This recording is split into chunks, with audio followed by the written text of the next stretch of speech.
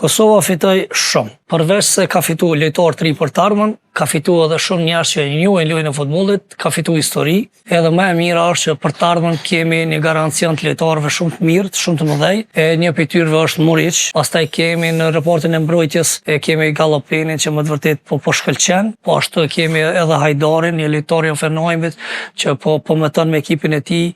Ligën e Kampionëve. Në mesfush kemi Tatljan Avdullahun, që është në një moshë shumë të re. E po ashtu në sulm kemi Fisnik Aslani, që me të vërtetë i ka jep një forcë, një fuqi të madhe sulmit ton. Përveç gjitha atyre benefiteve që kemi fitu, ne kemi fitu edhe një të ardhmë shumë të mirë, e që besoj do të jenë forca jonë më e madhe, do të jenë ajo krenaria, siç kanë qenë deri më tash, do të jenë ajo krenaria që do të na dhurojnë akoma emocione edhe më të mëdha në të ardhmen, pasi këta lojtarë me këtë eksperiencë që kanë fituar, mendoj që do të jenë edhe më të mëdhenj në ndeshjet e radhës, do të japin më shumë, do të sakrifikojnë edhe më shumë, do t'ja dim vlerën edhe më shumë, edhe po besoj që ardhmja e futbollit të Kosovës është në duart sigurta. Mendoj përvoja e mirë, forma e mirë është e Vedat Muriçit si një lider që ka prej ekipës, mendoj që meritat më të mëdha i ka ai për momentin, e që se si në të ardhmen besoj që do të jenë edhe tjerë, po në këto eliminatore kisha pas qef me cek edhe me veçu, edhe gjithë kanë dhënë kontribut, kanë sakrifiku,